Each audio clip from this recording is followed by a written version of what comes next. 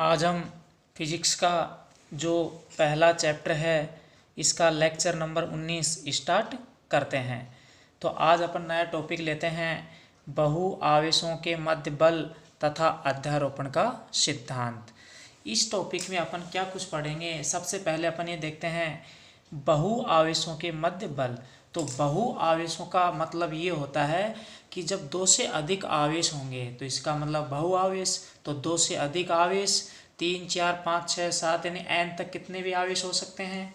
तो इस टॉपिक में अपन बेसिकली क्या पढ़ेंगे, एक तो बहु आवेशों के मध्य बल तथा अध्यारोपण का सिद्धांत, ये अपना टॉपिक है। तो जो अध्यारोपण का सिद्धांत है वो क्या होता है, इसका उपयोग क्या है ये देखेंगे, और फिर डायग्राम समझने के बाद फिर अध्यारोपण का सिद्धांत क्या होता है ये अपन देखेंगे।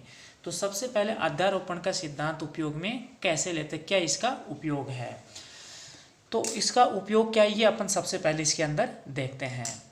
तो जब दो से अधिक आवेश होते हैं तो दो से अधिक आवेशों की उपस्थिति में किसी बिंदु पर परिणामी बल ज्ञात करने के लिए अध्यारोपण के सिद्धांत का उपयोग करते हैं।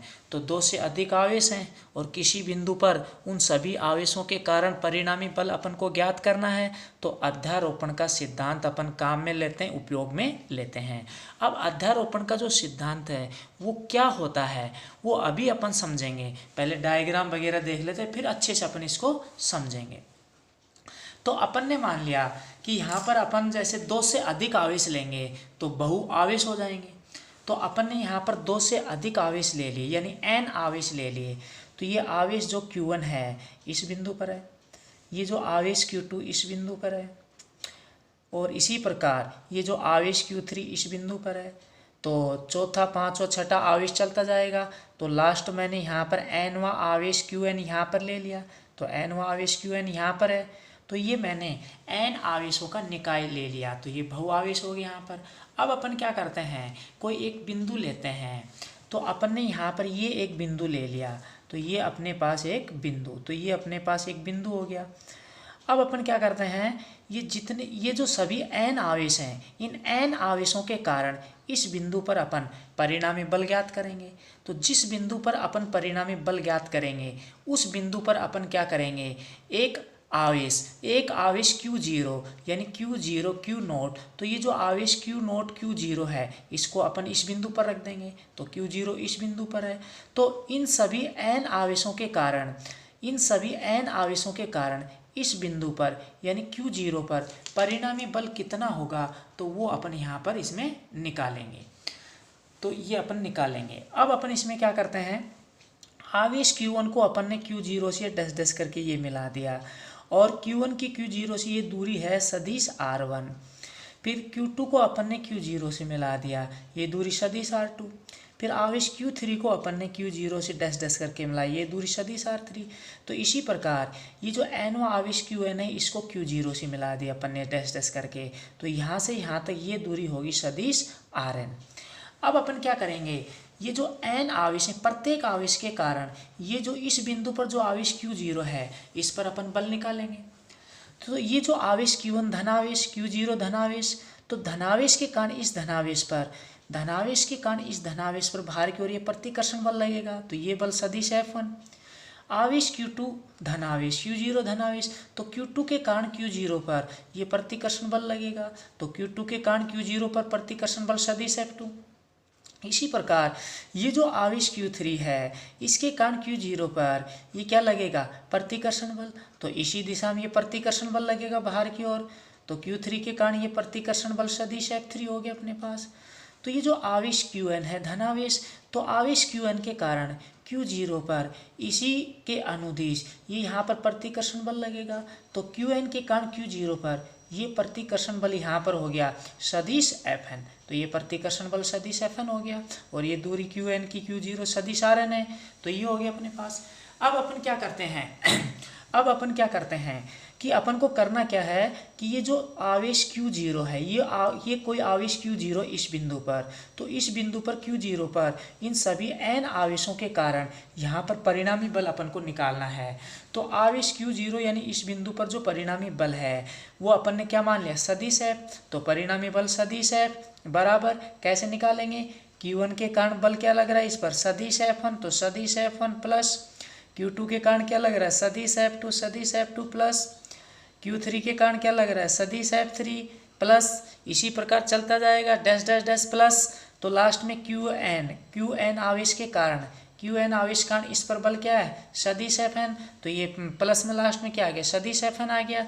तो अपन क्या करेंगे कि Q0 पर परिणामी बल ज्ञात करने के लिए सभी आवेशों के कारण Q0 पर जो बल लगता है उन सभी बलों का क्या कर देंगे, सदिश योग कर देंगे। तो सभी बलों का ये सदिश योग कर दिया, तो Q0 पर इस बिंदु पर परिणामी बल सदिश F बराबर ये आ गया। तो इसको अपन क्या मान लेंगे, समीकरण नंबर 1। तो ये अपने पास क्या हो गया, ये अध्यारोपण का सिद्धांत हो गया, सदिश F बराबर सदिश F1 प्लस सदिश F2 प्लस सदिश F3 plus dash dash plus सदिश Fn। तो ये गणितीय रूप में अध्यारोपण का सिद्धांत। अब लैंग्वेज में क्या होता है इसको अपन थोड़ा सा देख लेते हैं। इस सिद्धांत के अनुसार, अध्यारोपण का सिद्धांत यानी इस सिद्धांत के अनुसार अनेक आवेशों की उपस्थिति में किसी एक आवेश पर जो परिणामी बल है वो प्रत्येक आवेश के कारण लगने वाले कूलाम बलों के सदिश योग के क्या होता है, बराबर होता है। यह अध्यारोपण का सिद्धांत है। तो एक बार दोबारा फिर देख लेते हैं अपन कि इस सिद्धांत के अनुसार अनेक आवेशों की उपस्थिति में किसी बिंदु पर यानी किसी आवेश पर जो परिणामी बल है वो प्रत्येक आवेश के कारण लगने वाले कूलाम बलों के सदिश योग के क्या होता है, बराबर होता है। तो ये अध्यारोपण का सिद्धांत है। तो किसी भी आवेश पर जो परिणामी बल ज्ञात करते हैं तो प्रत्येक आवेश के कारण उस आवेश पर लगने वाले जो भी बल है उन कूलाम बलों का अपन यहाँ पर क्या कर देते हैं, सदिश योग कर देते हैं। तो ये क्या आ जाएगा, अध्यारोपण का सिद्धांत। तो ये अपन समीकरण नंबर 1, तो ये लैंग्वेज में बता दिए, ये गणितीय रूप में हो गया। अब अपन इसमें देखते हैं, अब इसको अपन गणितीय रूप में यहाँ पर पढ़ते हैं। तो अपन ने कूलाम का नियम पढ़ा था, कूलाम का नियम क्या पढ़ा था, F बराबर अपन ने ये पढ़ा था। अब इसको सदिश रूप में लिखेंगे तो ये बल सदिश राशि, तो F के ऊपर वेक्टर आएगा सदिश F बराबर कांस्टेंट ऐसे कैसे, ये आवेश ऐसे कैसे, r², नीचे दूरी r है तो एकांक सदिश क्या आ जाएगा, r कैप आ जाएगा, r कैप एकांक सदिश, जो सदिश r की दिशा में बल सदिश F की दिशा में होगा। तो ये हो गया। अब अपन क्या करते हैं, Q1 के कारण Q0 Q0 पर ये बल सदिश F1 निकालेंगे। तो सदिश F की जगह सदिश F1 बराबर ये कांस्टेंट ऐसे कैसे आ गया। अब यहाँ पर ये जो बल F1 है Q1 और Q0 के बीच में है, तो Q1 की जगह Q1, Q2 की जगह Q0 आ जाएगा। अब Q1 और Q0 के बीच की दूरी R1 है, सदिश R1 है, परिमाण में R1 होगी, तो R की जगह अपन क्या रखेंगे यहाँ पर R1², तो ये R1² हो गया। अब ये R है तो R कैप, R1 है तो क्या आ जाएगा R1 कैप एकांक सदिश है, जो क्या होगा, ये जो अपने पास दूरी सदिश R1 है, ये जो दूरी सदिश R1 है इसकी दिशा में होगा, या बल सदिश F1 की क्या होगा, दिशा में होगा। इसी प्रकार अब Q2 के कारण Q0 पर ये जो बल सदिश F2 है ये अपन निकालेंगे। तो ये आ जाएगा सदिश F2, ये बराबर आ गया, कांस्टेंट ऐसे कैसे आ गया। अब यहाँ पर ये जो बल F2 है Q2 और Q0 के बीच में, तो यहाँ पर Q1 की जगह क्या आएगा, Q2, और Q2 की जगह क्या आएगा, Q0 आ जाएगा। तो ये हो गया, फिर वटे दूरी। अब यहाँ पर Q2 और Q0 के बीच में दूरी सदिश R2, परिमाण में R2 होगी, तो यहाँ पर इसमें क्या आ गया, R2 आ गया स्क्वायर, और फिर R2 का यहाँ पर R कैप की जगह R2 कैप, तो ये R2 का स्क्वायर और R2 कैप ही हो गया। इसी प्रकार आवेश Q3 के कारण Q0 पर ये जो बल सदिश F3 ये अपन निकालेंगे।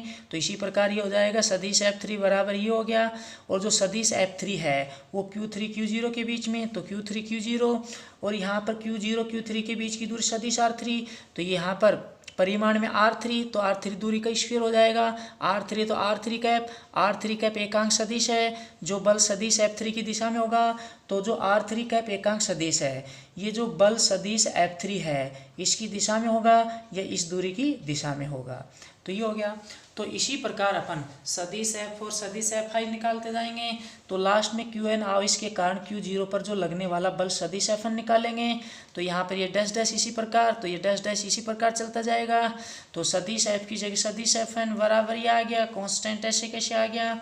अब ये जो Fn बल है Qn Q0, तो Q1 जगह Qn, Q2 जगह Q0 आ गया। अब नीचे अब यहाँ पर Qn और Q0 के बीच की दूरी सदिश Rn, परिमाण में Rn, तो Rn स्क्वायर Rn कैप आ जाएगा। तो यहाँ पर ये हो गया Rn स्क्वायर Rn का कैप, ये आ गया।